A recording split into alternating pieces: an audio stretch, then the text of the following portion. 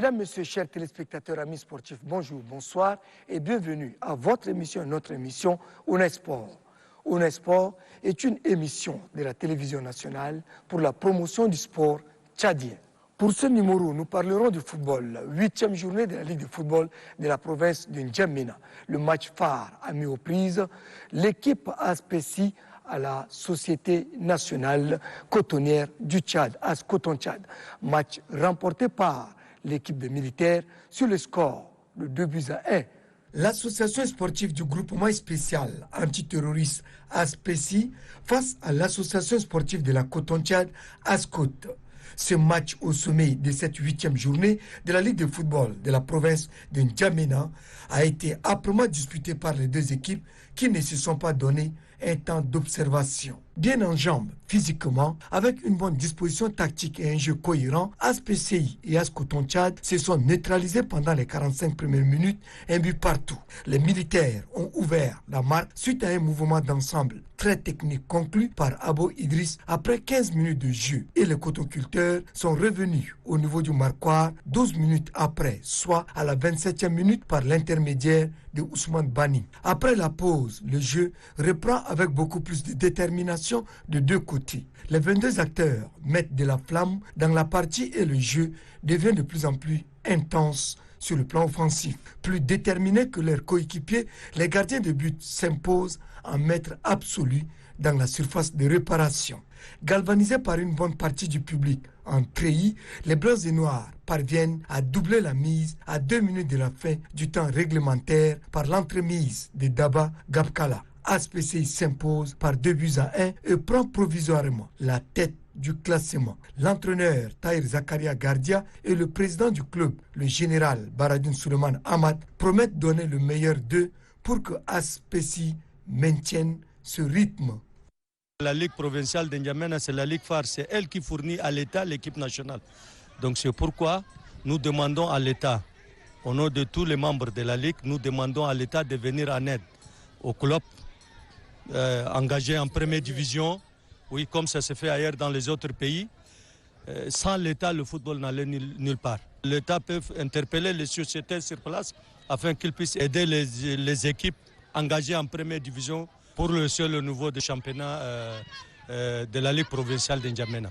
Pour former une équipe en deuxième division et un centre de formation, il faut avoir des moyens. C'est pourquoi, à chaque fois quand on parle, nous demandons à l'État d'intervenir et de nous aider, de sponsoriser les clubs afin qu'ils puissent nous fournir une équipe en deuxième division, voire même les centres de formation de chaque équipe engagée en première division.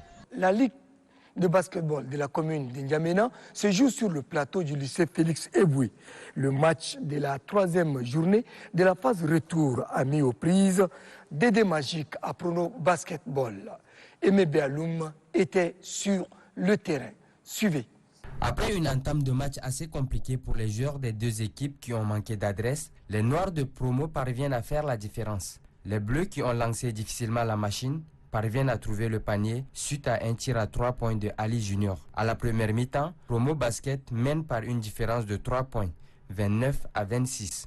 Après un money time assez riche en action, il a fallu une prolongation pour départager les deux équipes. Au finish, Dédé Magique donne tout pour s'imposer par la marque de 60 points à 53. En basket, il y a toujours un vainqueur et un vaincu. Et donc, ce qui n'a pas marché, c'est l'irrégularité d'abord des jeunes dans les séances d'entraînement. C'est aussi un facteur majeur de la contre-performance de nos équipes au niveau de la commune de N'Djamena. Vous savez, nous jouons sans sponsor et quand un jeune doit venir se donner à fond et repartir à pied quitté jusqu'à Amtoukoui à la prochaine séance pour qu'il se présente, c'est un grand problème. Donc quelquefois nous tenterons aussi de les comprendre sur ce point, mais nous les encourageons à doubler d'efforts pour relever le défi de notre championnat. Une victoire logique pour l'entraîneur des Bleus. C'était difficile certes parce que on cherchait à avoir un fond de jeu. C'est ce qui a rendu le match difficile. Je ne voudrais pas que mes poulains jouent comme ils le veulent, mais je voudrais qu'ils jouent tout ce qu'on a appris. C'est ce qui a rendu le match un peu difficile. Vers la fin, on a eu à regarder quand même qu'ils ont eu à jouer ce que moi je voudrais, et ça a payé. Cette victoire permet à son équipe de remonter au classement du championnat en attendant son prochain match ce vendredi face à Espoir. En handball, la 5e journée de la Ligue de handball de la commune de N'Djamena s'est déroulée cette semaine sur le plateau de l'Institut national de la jeunesse et des sports, INJS. Le premier match a mis chez les hommes Expérience Handball Club à l'équipe Atokari Moudalbaï, match remporté par les anciens handballeurs de la capitale. Par contre, chez les dames, l'équipe du lycée Félix Eboué a laminé Expérience Handball Club sur un score de 27 points à 16. Club lycée Félix Eboué et Expérience Handball féminin chez les dames. Expérience Handball Club face à Atokari Moudalbaï chez le monsieur. Cette 5e journée de la Ligue de handball de la capitale s'est déroulée dans une atmosphère inhabituelle. En dépit de l'absence du public, les anciens handballeurs de la capitale ont mis toute leur énergie dans la partie pour freiner l'ardeur de la jeunesse de leurs adversaires et s'imposer à la première mi-temps. La deuxième partie reprend sur le même rythme. En dépit de la vélocité des jeunes de Atokari Moudalbaï, les vieux poumons font parler leur savoir-faire et gagnent la partie avec une différence de 7 points. Chez les dames, les vieilles tennis qui ont entamé la partie avec vivacité face aux athlétiques filles du club lycée Félix Eboué ont eu de la peine à résister physiquement à leurs adversaires. Elles peinent à percer le mur défensif des joueuses du coach Dagal qui développe un jeu vif et alerte avec une défense bien organisée. Cette bonne organisation défensive et leur dynamicité offensive permettent aux handballeuses du lycée Félix Eboué de contrôler la seconde mi-temps sans aucune pression. Le petit public présent autour du plateau va assister dans les ultimes minutes à un match à sens unique car les Bleuettes vont dérouler le rouleau compresseur et s'imposer sur un score sans appel. Le président de la Ligue de handball de la commune de N'Djamena exhorte les bonnes volontés à soutenir les dirigeants du club pour le rayonnement de cette discipline sportive qui a fait parler du Tchad autrefois dans la sous-région Afrique centrale. Nos publics ne sont pas encore au courant qu'on a repris avec le championnat. Mais on va relancer toutes choses avec l'appel par des communications, tout ça à la radio. Et je pense que notre public reviendra et nous demandons à ceux qui aiment le handball, les anciens comme les nouveaux, de revenir le terrain, aider les jeunes qui sont en train de se battre pour le moment sur le plateau de l'INJS. Au niveau du Tchad, le sport est mal vu, c'est l'amateurisme. Donc surtout au niveau des jeux de main, c'est pas bien vu au niveau du Tchad. Il est bien vrai que cette année, le président a lancé l'année du sport et nous attendons la concrétisation de ça. Nous appelons les bonnes volontés qui veulent vraiment venir aider les jeunes à développer cette discipline. Ils sont les bienvenus. Donc nous les attendons. Actuellement, ce sont des particuliers qui soutiennent les équipes. Et c'est bien difficile que le sport se développe avec ce sponsoring-là.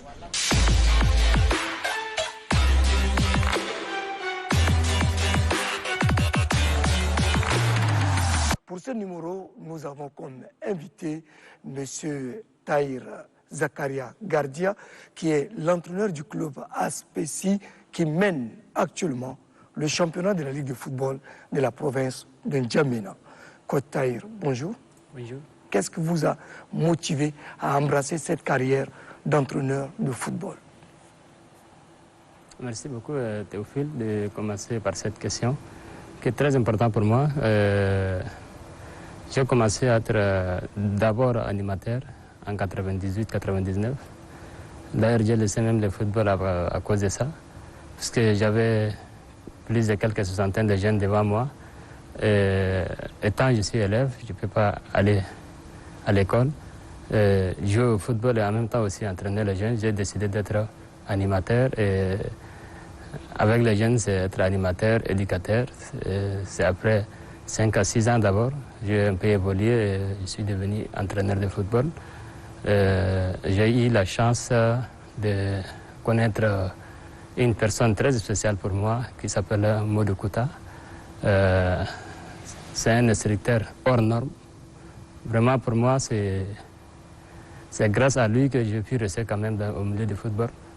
Et grâce à ses conseils, à sa formation, qui nous a beaucoup vraiment aidé aujourd'hui. Et d'ailleurs, aujourd'hui, si mon équipe se trouve en première position, c'est un peu par rapport au travail que j'ai fait avec lui l'année passée quand on préparait l'équipe nationale militaire. Parce qu'avant ça, il était notre formateur. J'ai voulu suivre ses pas dès les premiers jours que je l'ai connu. Modou Kouta est l'un des rares entraîneurs tchadiens qui a quand même travaillé à l'extérieur. En 2011, j'accompagnais l'équipe Foula Édifice pour la Ligue des Champions. Il était entraîneur de Sony Ilangema de Malabo en Guinée équatoriale, l'équipe de la famille présidentielle de la Guinée équatoriale. Donc actuellement, il est le directeur technique de l'équipe nationale. Vous n'avez pas quand même fait un choix gratuit pour suivre un entraîneur de carrière de Modou Kouta. Alors dites-nous, ASPCI, une équipe inconnue par rapport à Gazelle, par rapport à Renaissance Football Club, par rapport à Tourbillon, par rapport à Escoton Tchad, des équipes qui sont nées juste après l'indépendance. ASPCI, à la grande surprise de tout le monde, mène actuellement le championnat. Avec 19 points, si j'ai bon mémoire, ils sont en tête du championnat. Ils ont battu hier Escoton Tchad, une grande équipe. Merci beaucoup. Les Ascot que vous parlez de 98 et celui de maintenant, c'est deux choses bien différentes, je crois. Actuellement, il y a d'autres équipes qui sont plus en forme qu'Ascot, c'est-à-dire les Foula, les LEC et les Renaissance. On a pu quand même rivaliser avec tous ces trois, arriver même à gagner Foula Édifice par un score de 3-0 et faire un match avec nul avec LEC Esport. Parmi les 8 matchs qu'on a joués, on a un seul défaite et c'était face au Renaissance Football Club. Donc, je crois que le football évolue très rapide. Mais est-ce qu'au début, vous pensez vraiment vous positionner en tête du classement? C'était notre objectif avant de commencer. Expliquez. Avant de Le commencer, travail qui a été abattu pour arriver. avant de commencer, c'était notre objectif. Puisque nous avons commencé 3 mois avant par rapport aux autres. Nous, on a commencé, je pense que depuis décembre, janvier, février, mars, et le championnat a commencé en avril. Donc, les sacrifices qu'on a fait pendant tous ces mois, ça nous a aidés. C'est difficile. Ça demande aussi beaucoup de dépenses. On est conscient, mais on a voulu préparer parce que les autres équipes, c'est des grandes clubs. Ils ont une ossature qui est bien déterminée, mais pour une, comme vous venez de dire, une nouvelle équipe comme ASPCI, il faut se préparer très tôt. Et ce qui nous a permis aujourd'hui de gagner tout le monde. C'est un travail qui a été bien préparé. C'est une discussion que j'ai déjà eue avec les dirigeants. Dès mon départ à ASPCI, j'ai dit, mais c'est quoi d'abord votre objectif? Parce qu'en football, c'est comme ça. Est-ce qu'ils veulent le maintien, le milieu du tableau et le haut du tableau? Et là, ça a un rapport avec leur budget. Tu peux avoir un tout petit budget, mais tu vas chercher seulement le maintien parce que tu n'as pas de moyens cette saison-là.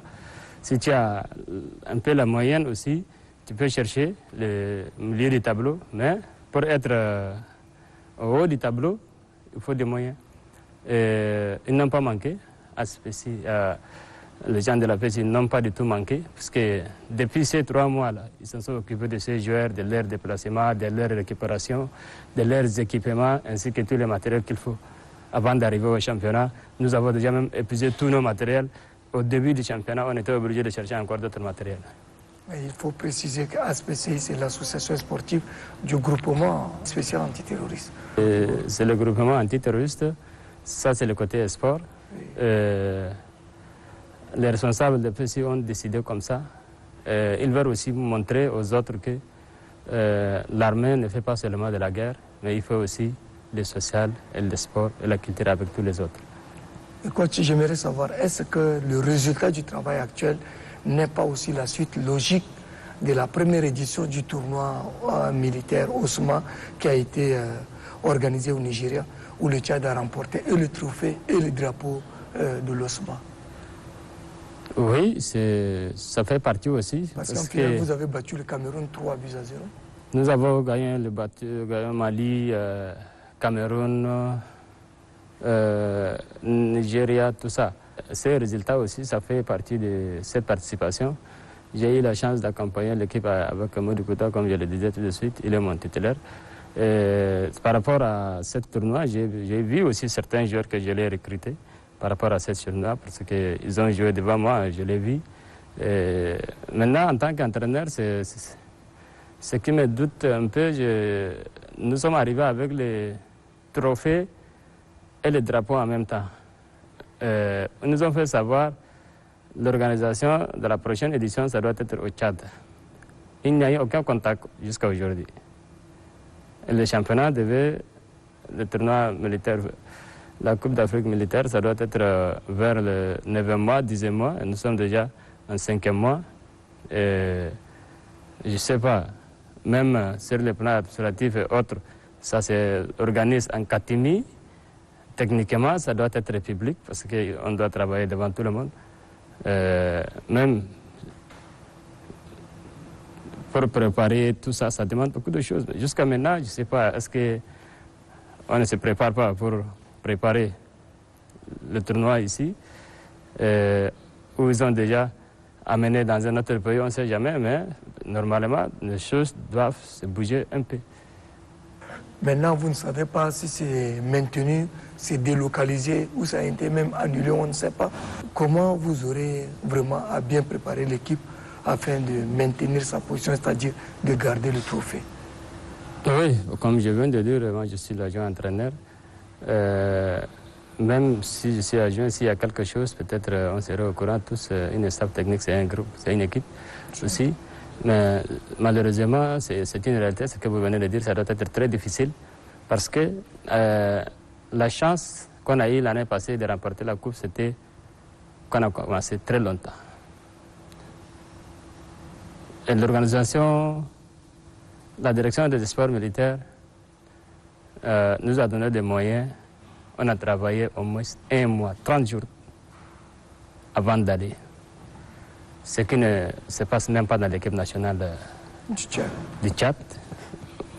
Les gens appellent les entraîneurs et les joueurs une semaine, 2 semaines, 10 jours. Et nous, on a travaillé 1 mois pile avant de quitter pour le Nigeria. Pour le Nigeria. Voilà. Donc, ce qui a fait que nous avons une équipe physiquement, techniquement, tactiquement fort. On était même mené parfois à la 80e minute. Mais on a pu remonter quand même et gagner les matchs jusqu'à aller prendre le trophée. Et coach, maintenant, nous allons finir avec cette page de la première édition de la Coupe de l'Osma militaire qui s'est déroulée au Nigeria, que le Tchad a remporté. Nous revenons sur votre équipe qui mène actuellement le championnat de la Ligue d'Injamena. Où est-ce que vous comptez amener cette équipe? C'est-à-dire, vous visez le titre de champion au niveau d'Injamena parce qu'il y aura encore une deuxième phase où les meilleurs vont se retrouver. Les 2 meilleurs vont représenter N'Djamena en championnat national. Et il y aura également la phase pour les qualifications à la Coupe d'Afrique, le club champion. Où est-ce que vous comptez mener votre équipe? Je crois qu'il y aura 4 équipes pour représenter N'Djamena. Oui. On pense bien être dans cette groupe de 4-là. C'est à partir de là que tu vas commencer. Moi et mes joueurs avec mon staff savent très bien que ce qu'on est en train de faire maintenant, c'est-à-dire être le leader du championnat, on est en train de préparer le championnat national. Le plus important pour nous, c'est le championnat national. Et après le championnat national? C'est d'aller représenter le Tchad, valablement aussi. Oui, coach, avec tout ce que vous avez dit, nous aimerions savoir qu'est-ce que vous dites en dernière position avant de nous quitter. Quels sont vos derniers mots? Mes derniers mots, c'est un peu parler de football en général. Oui, allez-y. Moi, je pense qu'aujourd'hui, si on parle de football, chacun tire les rideaux de son côté. C'est celui-là, c'est là-bas, c'est la fédération, c'est le ministère. Moi, j'ai dit non. Si on dit football, dans d'autres pays, ça s'organise. De très loin jusqu'à un niveau bien déterminé. C'est-à-dire, la ville de N'Djamena, chaque arrondissement a des quartiers et chaque quartier, voire même des carrés. Et le football s'organise à partir de là. De la base. Chaque carré a son équipe, chaque quartier a son équipe, chaque arrondissement a son équipe et chaque ville a son équipe. Et là, il y a la participation de tout et chacun. Nous, vous et les autres qui disent, et ils appellent seulement certaines identités ou certaines personnes, qu'est-ce qu'on a fait pour le football Tchad? Toi, tu peux rester tranquillement à la maison, regarder la télé et critiquer, mais qu'est-ce que tu as contribué? Parce qu'en tant qu'une personne, tu dois être une des parties que je viens de dire, dans une ville, arrondissement, quartier et carré. Est-ce que tu as participé? Parce qu'ailleurs, tout le monde participe et tout le monde critique. Moi, je suis entré à ce niveau des entraîneurs depuis 2009-10. Même le ministère parle de la fédération qu'il n'y a pas de résultat. Mais je n'ai jamais entendu le ministère a donné de l'argent à la fédération et mal géré. Donc, il y a un manque total de la part de tout le monde. Il faut chacun se réveille de son coin là, il participe avec des petites équipes. Là où tu commences avec les jeunes de 10 ans, 11 ans, dans 10 ans qui arrivent, ils seraient dans l'équipe nationale. Tu as déjà contribué à quelque chose. Tu as acheté des chaussures, des maillots, des ballons aux enfants de ton quartier, tu as contribué. Tu es en train de financer une école de football, tu as contribué. Tu es en train de financer une club de première division, deuxième division, football féminin, tu as contribué.